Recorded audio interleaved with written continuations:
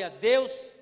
Eu gostaria que você abrisse a sua Bíblia no primeiro livro da Bíblia, no livro de Gênesis, livro de Gênesis. Glória a Deus. Livro de Gênesis.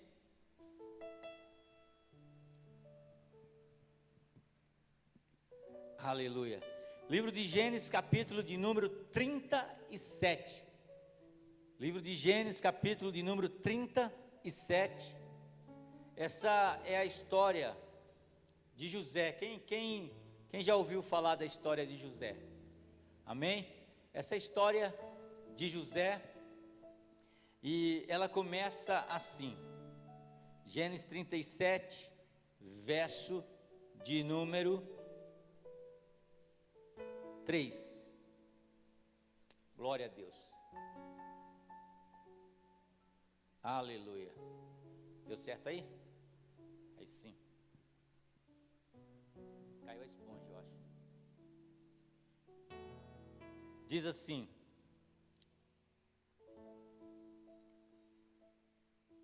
ora, Israel amava mais a José que todos os seus filhos, porque era filho da sua velhice, e fez uma túnica talá de mangas compridas. Deixa eu trocar aqui esse microfone.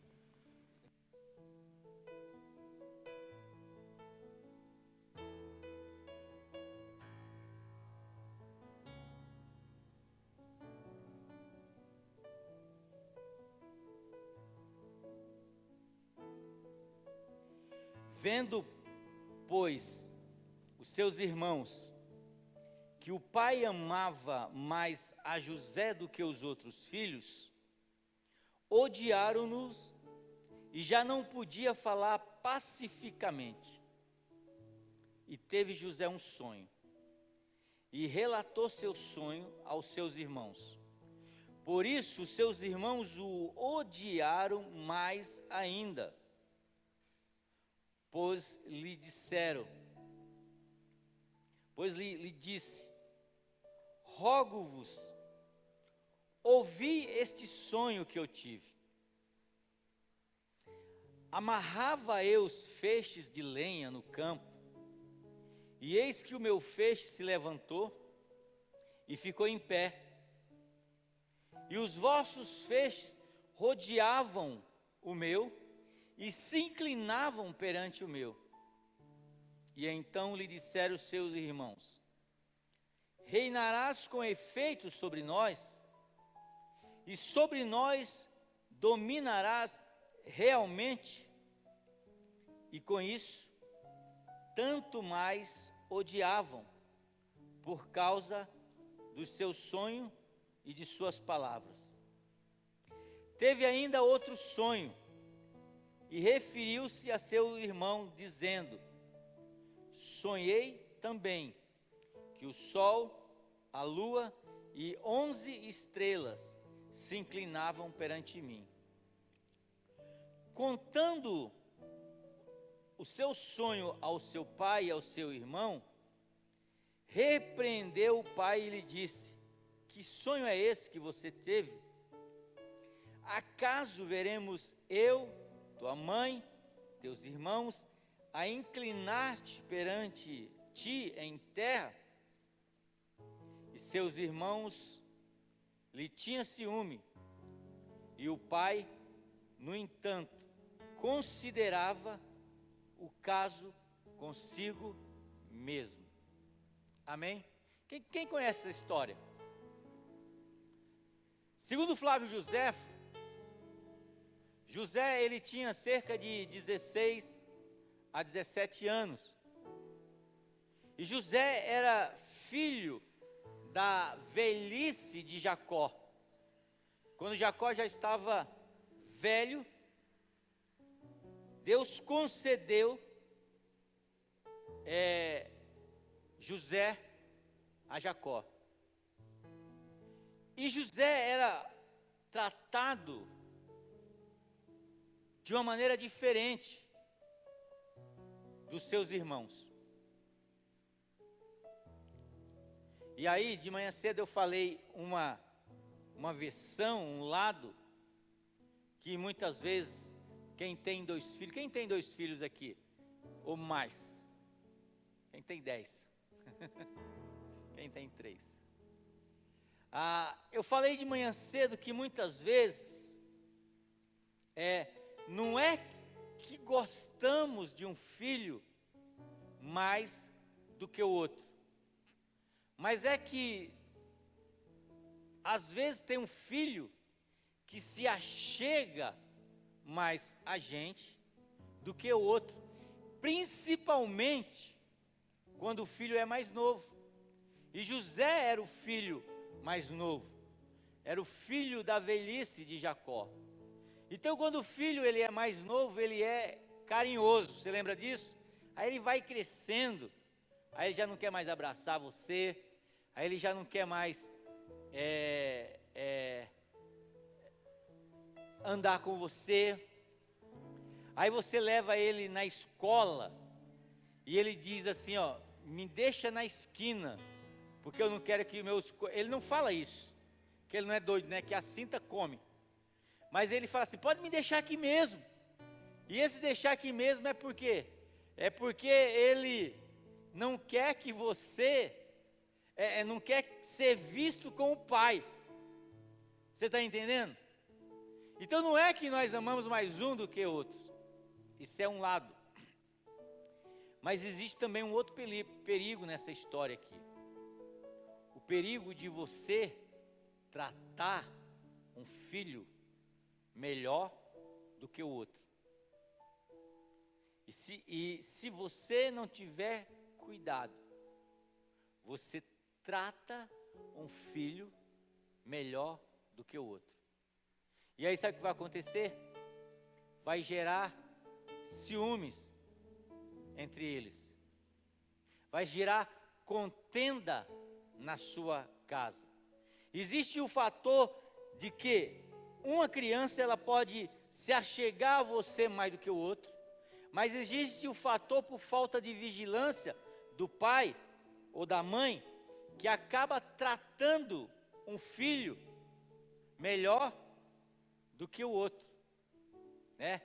E às vezes assim, até em coisas simples que a gente nem percebe, tipo, você vai ter um pedaço de carne lá, você vai dividir a mistura, aí você coloca a mistura maior para aquele que você gosta mais, você nem percebe isso, mas você faz isso, você entendeu?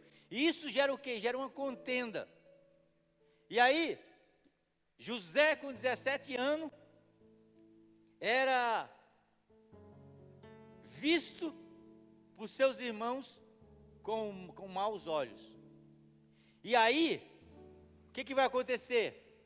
Vai ficar pior ainda, porque José vai ter um sonho. Ele vai sonhar que ele vai buscar lenha, e quando ele junta ali os gravetos de lenha, que ele amarra os gravetos, e os seus irmãos vão com ele, os 11 irmãos vão com ele, e cada um faz o seu feixe de lenha, amarra, e ele diz que no sonho, o feixe de lenha dele se levantou, ficou em pé, o feixe de lenha dos seus irmãos ficaram em pé também, só que o feixe de lenha dos seus irmãos, os 11, se curvaram diante de José. E aí pensa bem, ele na sua inocência, ele vai lá e ele conta os seus sonhos para os seus irmãos. E aí o que acontece? Ele acha que os seus irmãos vão ficar felizes por aquele sonho que ele teve, mas aquele sonho vai gerar um ciúme nos seus irmãos. Seus irmãos vão dizer, por acaso nós vamos se curvar diante de ti? Sabe, ele foi naquela simplicidade, eu tenho certeza que José não estava nem pensando na possibilidade que ele ia ser governador do Egito, e seus irmãos literalmente ia se curvar diante dele. Aí ele vai lá e tem outro sonho.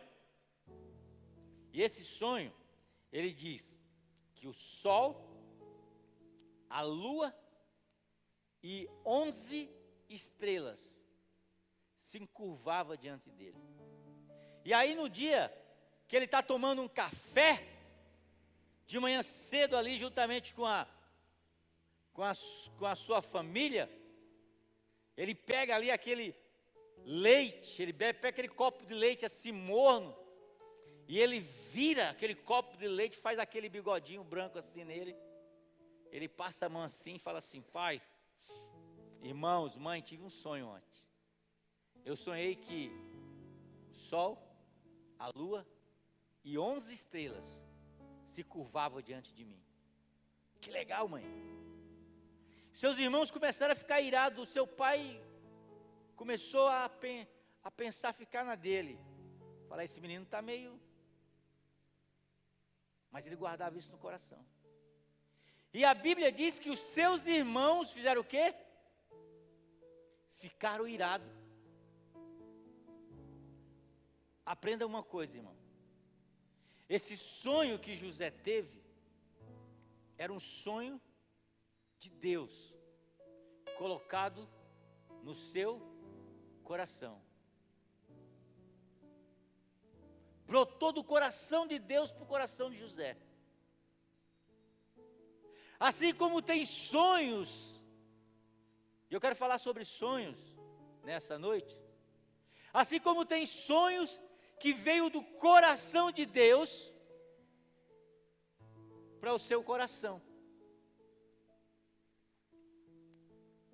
E aí às vezes a gente não vê de uma maneira nítida, a gente vê só reflexos daquele sonho, mas quando a gente entende que esse sonho partiu do coração de Deus, e como é que eu sei isso? Porque, como é que eu sei isso? Como é a segurança que algo vem do coração de Deus? Primeiro, o Espírito de Deus que habita em mim se comunica com o Espírito de Deus, dizendo: é Deus que está colocando esse sonho. Segundo, esse sonho é validado pela palavra de Deus. A gente abre a palavra e a palavra confirma que aquilo era de Deus. Aí a gente tem segurança. A gente cria fé. Porque quando o sonho ele vem do coração de Deus, é gerada uma fé sobrenatural. Que a gente diz, agora vai dar certo. Agora as coisas vão começar a se resolver. Deus vai colocar a mão. Só que há um perigo, irmão. Qual foi o perigo de José? O perigo de José foi falar dos seus sonhos para os seus irmãos. Nem todo mundo, irmão, está preparado para ouvir de você aquilo que Deus tem para a tua vida. Muitas pessoas vão duvidar, muitas pessoas não vão acreditar, muitas pessoas vão ficar com ciúme, com inveja e vão tentar matar o teu sonho. Os irmãos de José ficaram com inveja e tentaram matar José junto com os sonhos dele. Então, meu amado irmão, não deixe que ninguém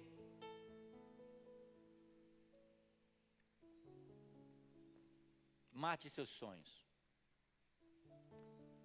Como que eu faço isso, pastor? Não conte seus sonhos para qualquer pessoa. Não conte seus sonhos para aquelas pessoas que não torcem pela sua vitória, que não torcem para que você esteja bem. Receba o sonho de Deus. Trabalhe em silêncio. Um sonho de Deus é uma semente de fé plantada no coração do homem. Vou repetir para você. Sonho de Deus é uma semente de fé plantada no coração do homem. E como é que que a semente cresce. Você imagine a árvore. A cova, você abre uma cova no chão, você coloca a semente e você cobre com terra. E sem ninguém perceber, aquela semente ela começa a germinar. Ela começa a crescer no silêncio. E quando menos se espera, você acorda um dia e vê que naquele lugar está brotando uma árvore. Então, meu amado irmão, tem sonhos que Deus coloca no nosso coração, que você não pode partilhar para todo mundo, para qualquer pessoa. Você tem que deixar esse sonho crescer de uma maneira invisível e sobrenatural, sem ninguém ver. Porque muitas vezes, amado irmão, os sonhos de Deus, os projetos de Deus na nossa vida, geralmente eles não são feitos de um dia por outro. E aquelas pessoas que não têm sonho de Deus, aquelas pessoas que não têm visão de Deus, elas acham que as coisas vão acontecer de um dia para outro. Aí se passa uma semana, aquilo não aconteceu, a pessoa começa a falar: cadê? Deus não falou para você? O que você está fazendo naquela igreja? Deus não falou para você? Certa vez alguém falou para uma outra pessoa que levou mais de 30 anos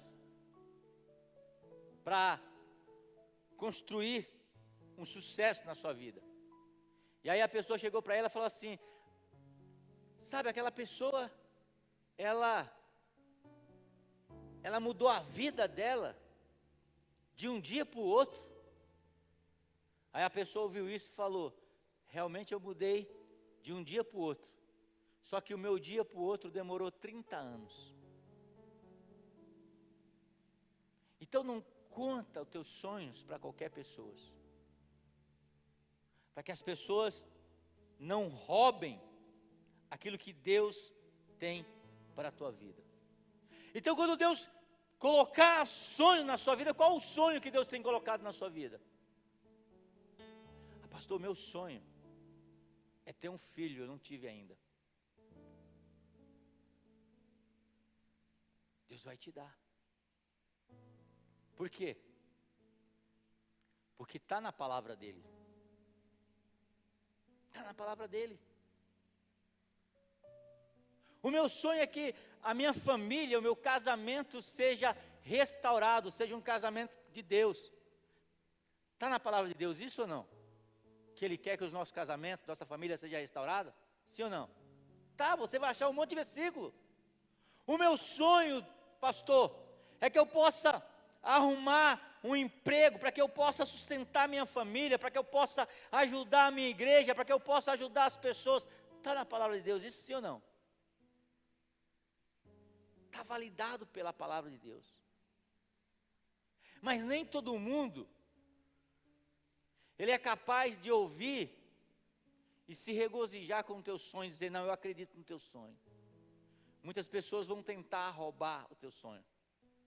É aquela parte do louvor da Ludmila, se tentarem roubar os teus sonhos.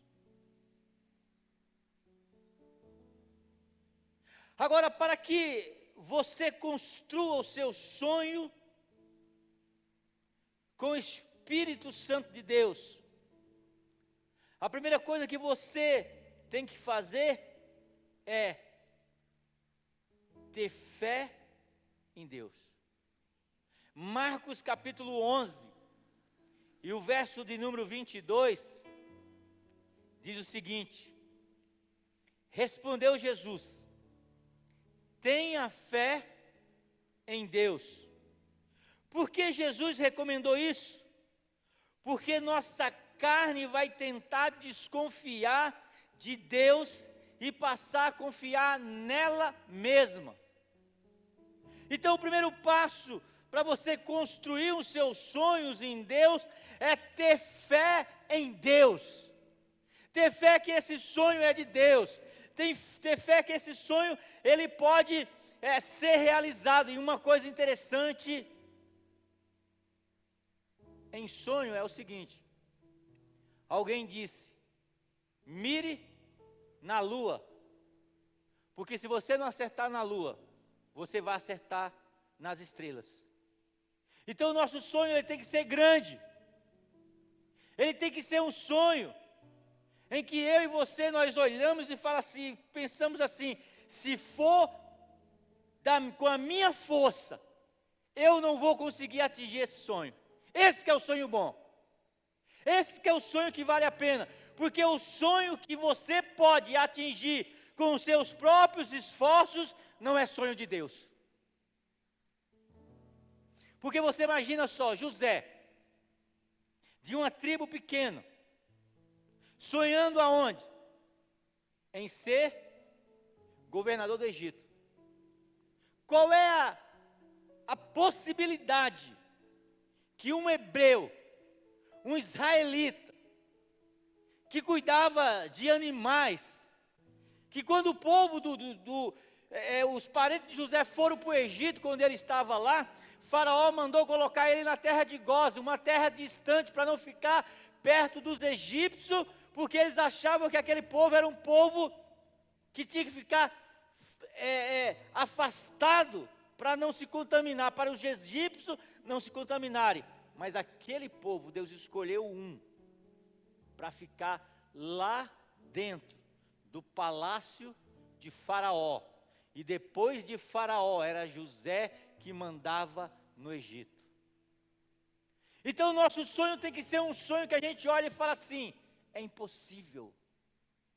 Mas a Bíblia diz que aquilo que é impossível para mim, para você, é possível para Deus. Porque para Deus não existe nada impossível. Como disse, se eu não me engano, o pregador Lu, ele diz que o impossível é uma palavra pequena, uma palavra complicada que gente pequena usa para tentar justificar sua falta de fé. Porque para mim existe muitas coisas que são impossíveis. Mas para Deus não existe nada impossível. Amém? É Ele que abre o ventre daquela que não pode ter filhos. A palavra de Deus ela diz que Ana nasceu sem poder ter filhos. Mas ela não achou aquilo impossível. Ana orou e disse, Senhor, me dá um filho. E o Deus do impossível abriu a madre de Ana. Jabez, que foi colocado aqui na terra e já foi amaldiçoado pela sua própria mãe, dizendo, esse rapaz é alguém que não vai prosperar, é alguém que causa dor nas pessoas.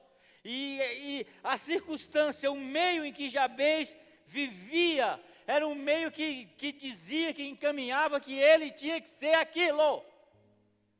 Mas ele olhava e dizia assim, para mim é impossível sair dessa situação, mas para Deus é possível. E lá no livro de 1 Crônica, no capítulo 4, se eu não me engano, Jabez faz uma oração no versículo 9 e 10. E ele diz, Senhor, eu não aceito essa situação sobre a minha vida. Me disseram que eu vou ser amaldiçoado, mas eu sonho algo grande. Então, Senhor, atenta para a minha oração.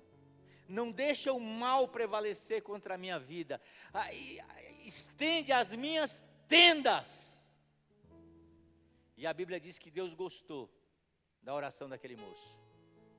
Porque Deus gosta de oração desafiadoras. De oração que a gente ora e fala assim, se o Senhor não fizer, Deus, eu não vou conseguir. Aí Deus fala, aí sim, eu posso trabalhar porque você entendeu que você não pode, mas eu posso. Amém? Agora, para que você construa os sonhos com o Espírito Santo de Deus, Além de você ter fé em Deus, segundo, acredite em si mesmo. João capítulo de número 9, verso 9 diz: alguns afirmavam que era ele, outros diziam, não, apenas se parece com ele. Mas ele próprio insistia, sou eu mesmo. Ou seja, aquele homem que estava enfermo, que foi curado, as pessoas não diziam, não é ele, falaram, não, sou eu sei, eu acredito em mim. Então a primeira coisa que a gente tem que fazer, meu amado irmão, é confiar em Deus. Segunda coisa é acreditar em você mesmo. Porque se você não acredita no seu potencial, se você não acredita em você mesmo, quem é que vai acreditar, irmão? Quem é que vai acreditar? Você tem que olhar para você e dizer, não, eu posso, eu quero, eu consigo. Amém? Vamos repetir? Eu posso, eu quero, eu consigo. Simples assim, irmão. Por quê? Porque eu sou filho de Deus. Por quê?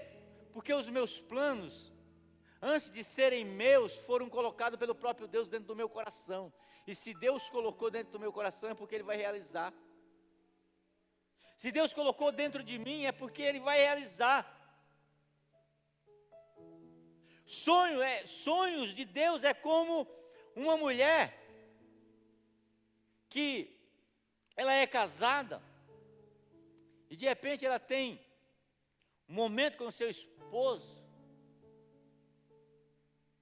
momento íntimo com o seu esposo, e no outro dia ou 2 dias depois que não aparece nada, ela começa a sentir, estou grávida. Ela começa a sentir algo diferente. É ela que sente. Aí alguém fala assim, será que não foi alguma coisa que você comeu? Não, eu estou grávida. Não, mas você não fez nem isso. Não, eu estou grávida. Por quê? Porque ela sabe que dentro dela foi colocado um sonho dentro dela.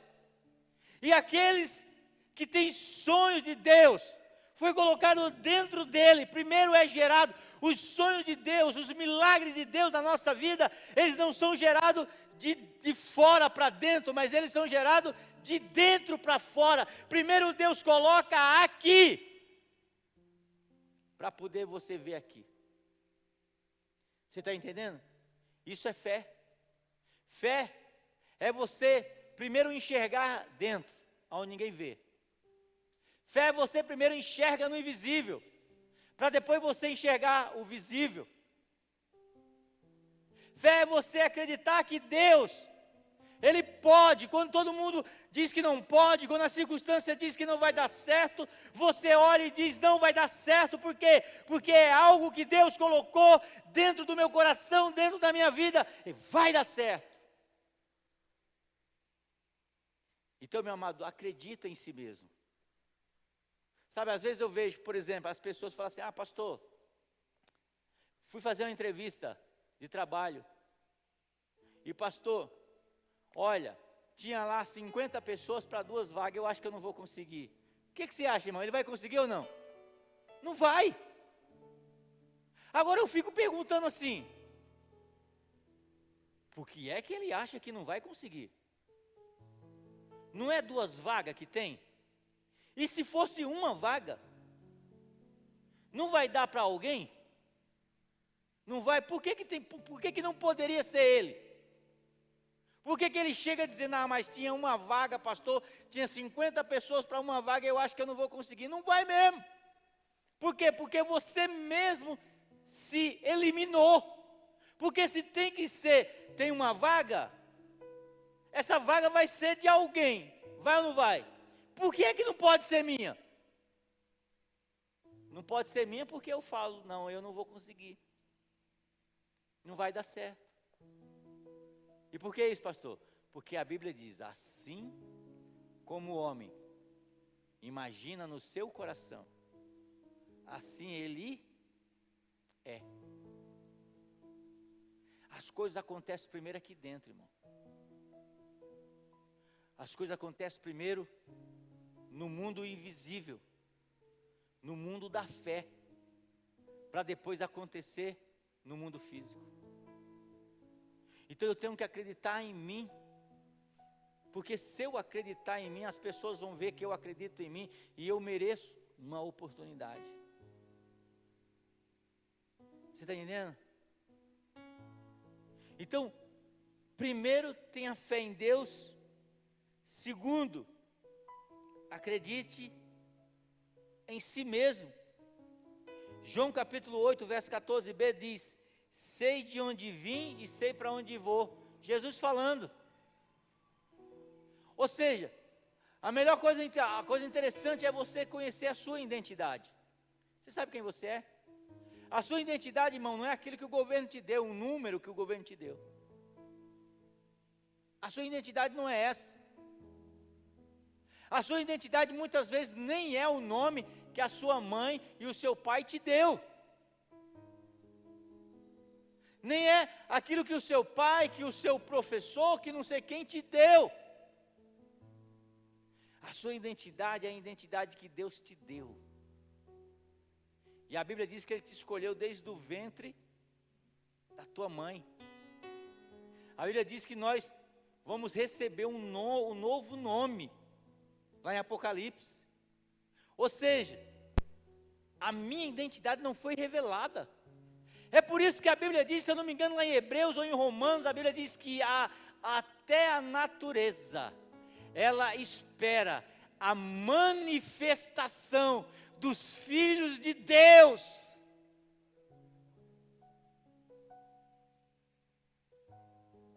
Está entendendo?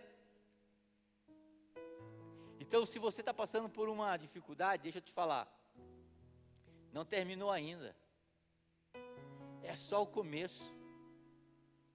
Ah, pastor, não vai dar certo a minha vida, já estou com 40 anos, já estou com 43 anos, já estou com 50 anos, 60, meu amado irmão, a idade é só um número, para quem é eterno isso não é nada. Aleluia! Oh! A sua história não acabou. Quando minha história parecia ter chegado ao fim, a tua me alcançou. Vai. Naquela cruz me libertou,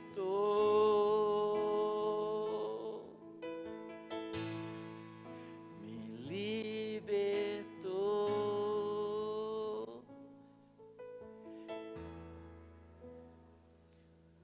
Plano perfeito, mistério da graça que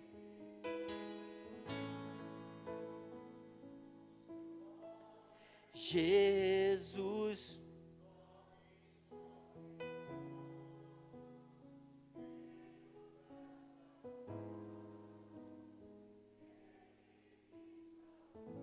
está entendendo, irmão? Não chegou ao fim. Aleluia. Sabe, uma das palavras que o apóstolo Paulo ele fala lá em Romanos, ele fala assim, ó: transformai-vos pela renovação da vossa mente. Porque deixa eu falar uma coisa para você. Eu sinto tanta graça de Deus aqui nessa noite para comunicar o que eu estou comunicando para vocês. Quando o apóstolo Paulo diz assim, ó, lá em Romanos capítulo 12, que ele diz, olha, transformai-vos, não andeis, não a molde, não ande segundo o padrão desse mundo, mas transformai-vos pela renovação da nossa mente. O texto, ele traduzido do grego para o português, ele perde muito conteúdo. Porque a palavra transformar, ela é metamorfose.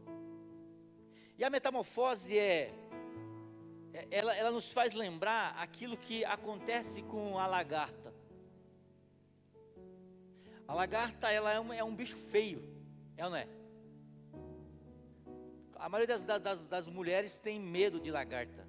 É feio, é gosmento. E a lagarta, o que ela faz? Ela chega num estágio, a lagarta chega num estágio que ela parece que ela diz para si mesma: eu não aceito a condição que eu estou. Eu não aceito a vida que eu estou vivendo.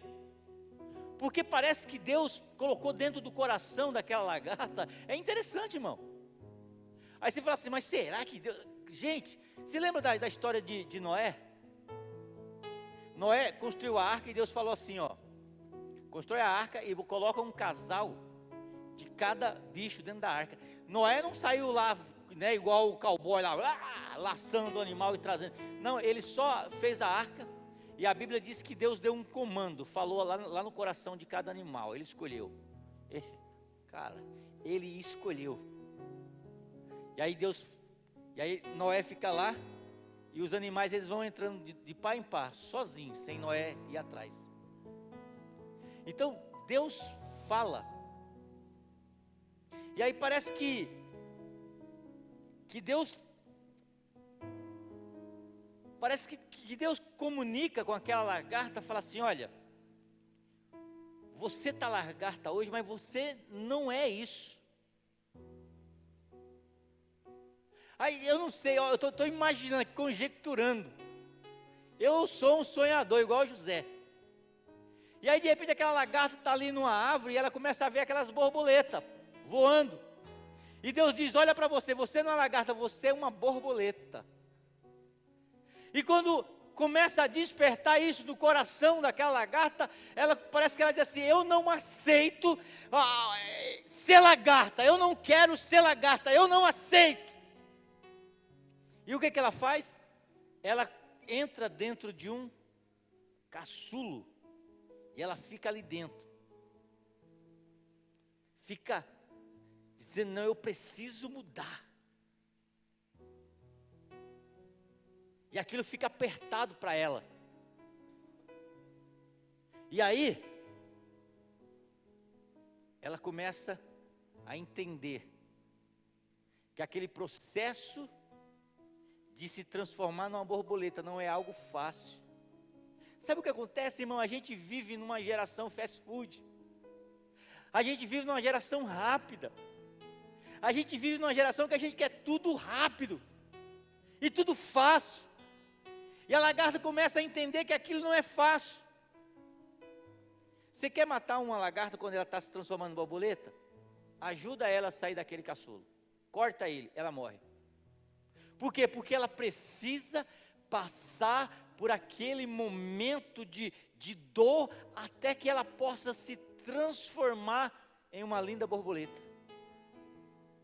Sabe? E quando Deus nos criou, Ele não criou você como lagarta, mas o pecado, ele deixou a nossa vida enfraquecida em Deus. E aí quando a gente aceita o Evangelho, quando a gente aceita Cristo como Salvador da nossa vida, a gente começa a passar um processo dolorido, um processo que dói. Dói por quê? Porque antes eu fazia tudo errado e agora é doído para mim fazer as coisas certas. Mas quanto mais dor você passa, quanto mais vontade você tem de pecar, de beber, de adulterar, de fazer as coisas erradas e você não faz, aquilo dói dentro da sua carne. Mas está acontecendo uma metamorfose dentro de você. E a natureza está gritando e olhando, porque a natureza diz, a palavra de Deus diz que a natureza, ela espera ansiosa a manifestação dos filhos de Deus. Você está entendendo? Tem gente que está dentro do caçulo. Meu amado irmão, o mundo quer ver esse brilho,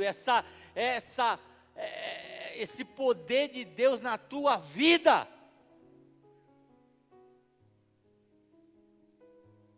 Então você tem que acreditar em si mesmo. Acreditar que Deus fez você para brilhar. Ah, pastor, agora você está com graça. Agora você está com mensagem de coach, para brilhar. Pois é, irmão. Porque a Bíblia diz assim, Jesus Cristo assim, brilhe a sua luz entre os homens, para que os homens possam ver Deus na sua vida. Você está entendendo? Então, para que você construa seus sonhos, terceiro, não dependa da aprovação das pessoas para sonhar. Amém? Para que você construa seu sonho, não dependa da aprovação das pessoas. Olha o que diz João capítulo 12, verso 42 e 43. Ainda assim, muitos líderes dos judeus não creram nele, mas por causa dos fariseus, ainda assim muitos dos líderes dos judeus creram nele, mas por causa dos fariseus não confessaram a sua fé, com medo de serem expulsos da sinagoga, pois preferiam a aprovação dos homens do que a aprovação de Deus. Irmão, não dependa da aprovação das pessoas. Se eu fosse depender da aprovação das pessoas, irmão, eu não faria nada, eu não faria aquilo que Deus tem colocado no meu coração. Não faria nada. Tem gente que depende da aprovação das pessoas. Tem gente que, se alguém não validar aquilo que ele fizer, ele fica frustrado. Ele precisa que alguém diga, olha, você, se ele prega, você tem que bater nas costas dele e falar, você pregou bem. Se ele canta, você tem que bater nas costas dele, você cantou bem. Porque senão ele não acredita que ele foi usado. Ele não acredita que Deus usou ele. Então eu já passei dessa fase. E eu não fico mais em guerra com ninguém. Porque diz que o homem, quando está em paz, ele não quer guerra com ninguém. Charlie Brown Jr. Não está na Bíblia. Então eu não dependo. Olha, uma vez, eu lembro que eu fui pregar numa igreja, lá, acho que foi no Vila União. E aí eu preparei um sermão. Jejuei. Cheguei lá, preguei, fiz o convite. Não veio ninguém na frente.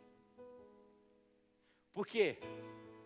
Porque para muitos pastores e pregadores, o ápice para ele sair com o ego inflado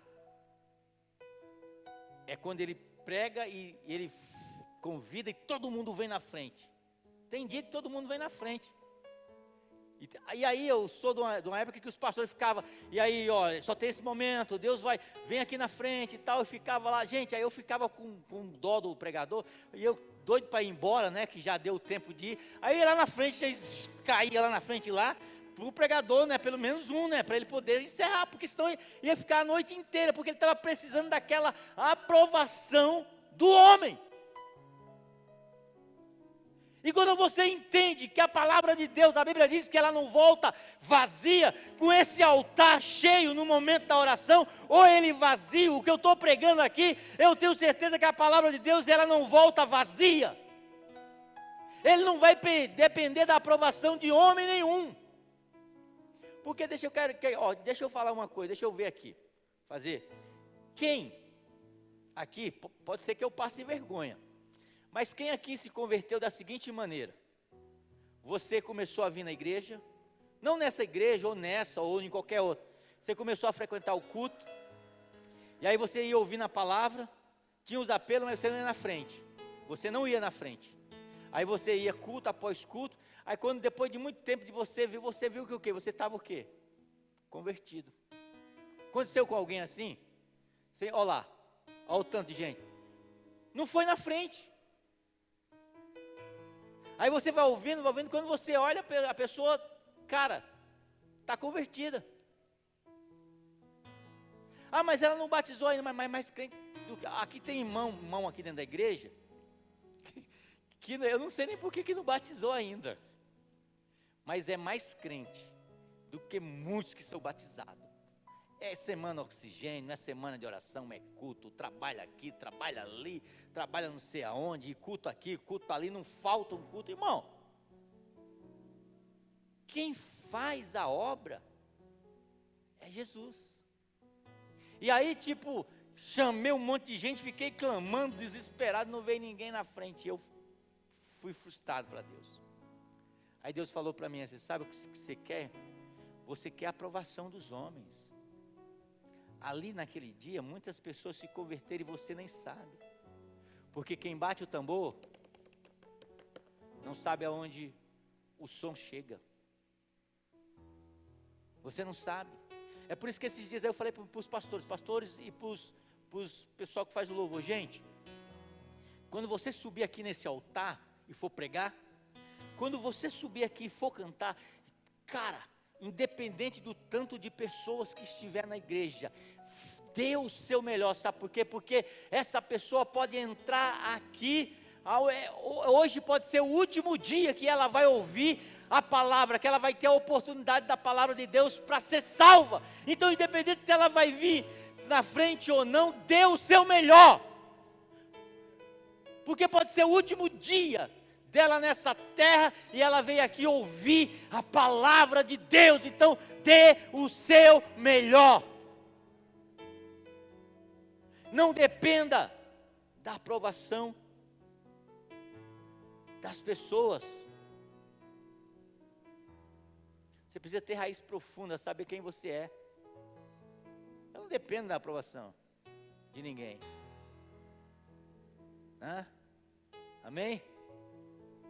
Aí a gente emenda assim, ó: eu não preciso ser reconhecido por ninguém.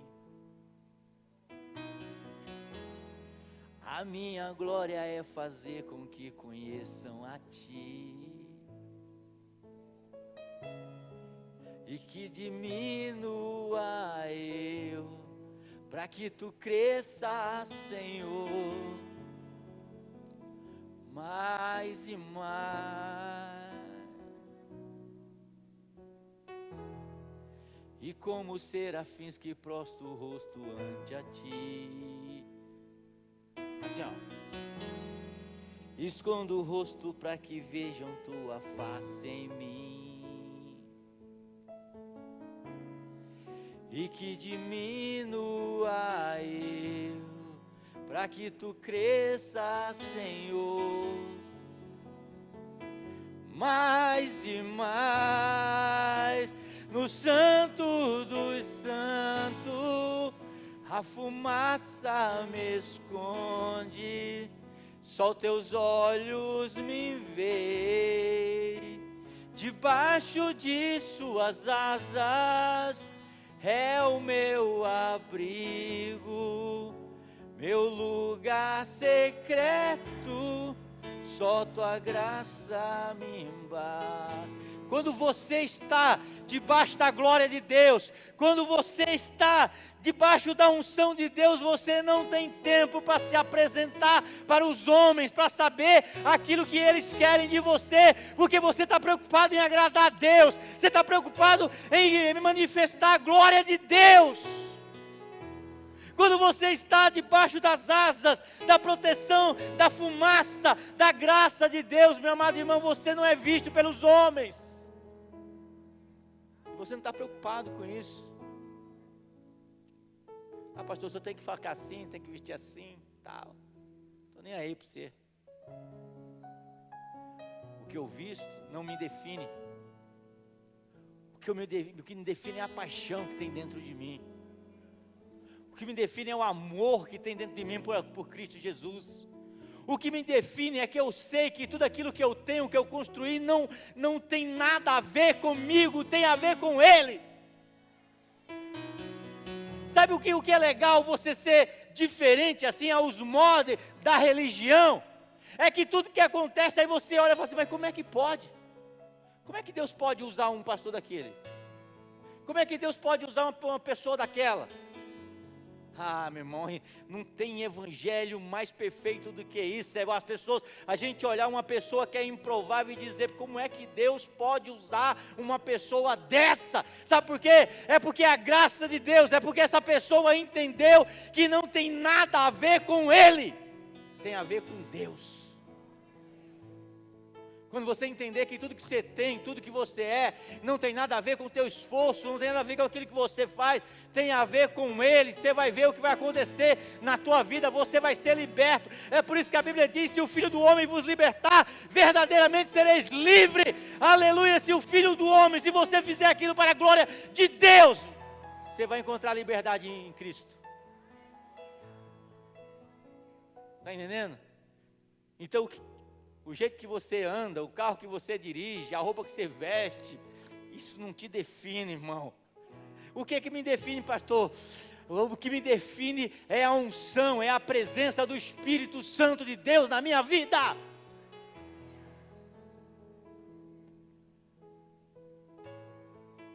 John Piper diz, a vida é muito curta para perdermos tempo e energia com o que os outros pensam a nosso respeito. Gente, deixa eu falar uma coisa, se tem pessoas, se tem um tipo de pessoas que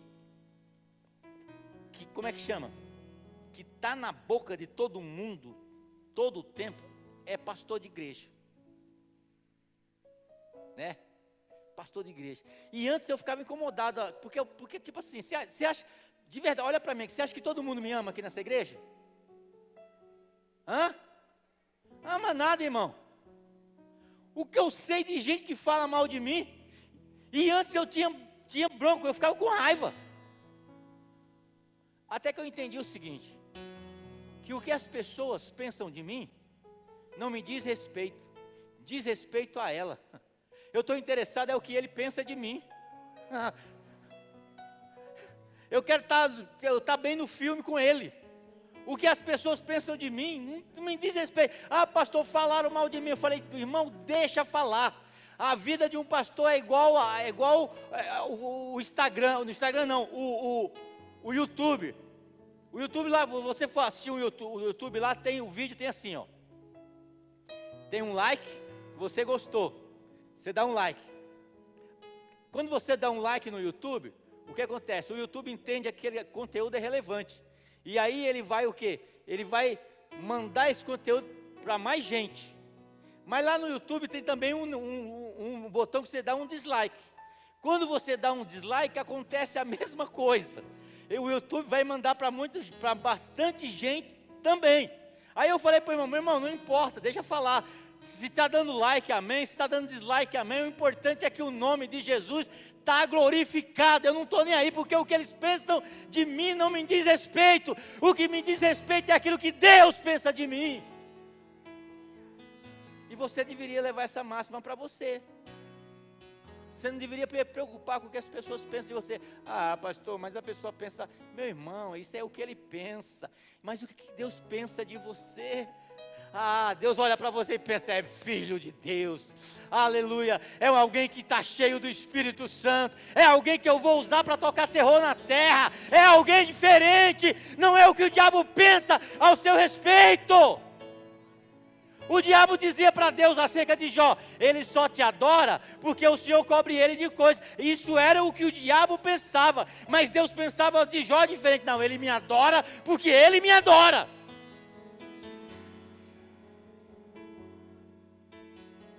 Aprenda a música do Catedral, irmão. Quando o pessoal chegar para você, estão falando mal de você. Aí você fala assim, os que falam mal de mim são os filhos de Caim. Os que falam mal de mim são os filhos de Caim. A fofoca destrói, a fofoca dói, mói. Acabou, irmão. Não estou nem aí. Pode falar para todo mundo que eu não estou nem aí. Pode ficar no seu mundinho que eu não estou nem aí. Porque o que importa, irmão, é agradar a Deus. John Piper diz: a vida é muito curta para perdermos tempo e energia com o que os outros pensam ao nosso respeito. Sabe quem é que eu depois de Deus, quem é que eu me preocupo? O que a minha esposa está pensando de mim? Hã? O que você pensa de mim?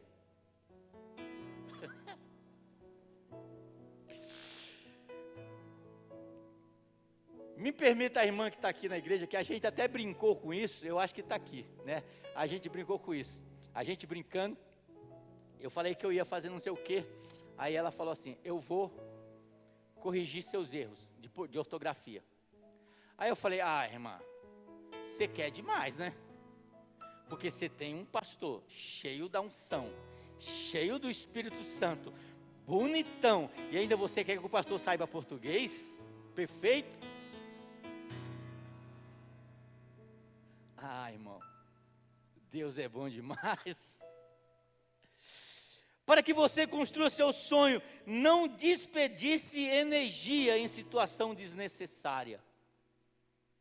Sabe, a gente tem que aprender, quando a gente chega num tempo, numa idade, na nossa vida, a gente começa a concentrar o resto de força que resta, em alvos certos. Eu não posso entrar em qualquer discussão, eu não posso entrar em qualquer briga. Hoje eu escolho as minhas batalhas. Hoje eu escolho as guerras que eu quero entrar. Por quê? Porque eu não quero desperdiçar as energias com situação desnecessária, com coisa que aconteceu. Mateus 7,6 diz: não dê o que é sagrado aos cães, não atire as suas pérolas aos porcos, caso contrário, estes te pisarão, e aqueles, voltando-se contra você, os despedaçarão. Marcos 10,14 diz: se alguém não o receber, nem ouvir as suas palavras, sacuda a poeira dos pés, quando sair daquela casa ou cidade. Então, meu irmão, tranquilo. A gente tem que escolher as nossas lutas. Fé, o poder do foco é uma arma poderosa, que muitos pastores e líderes não conhecem e desprezam. Elimine seus gastos de energia,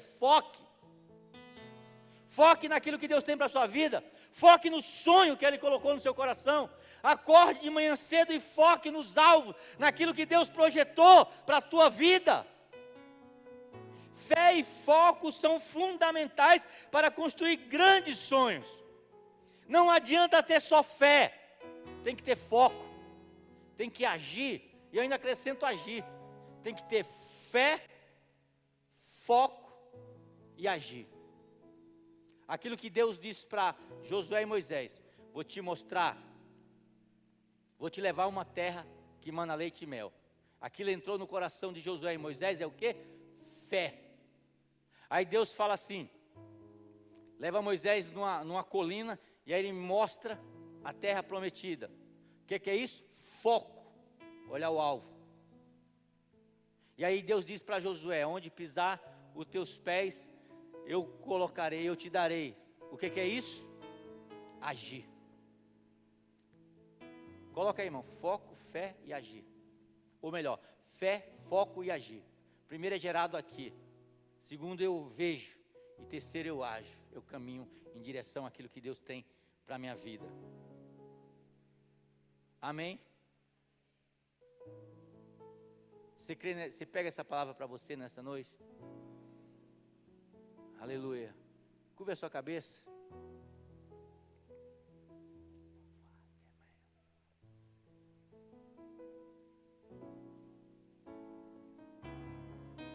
Glória a Deus. Comece a falar com Ele nesse momento. Eita, nessa noite eu tenho certeza que Deus vai trazer à tona quem você é, meu irmão.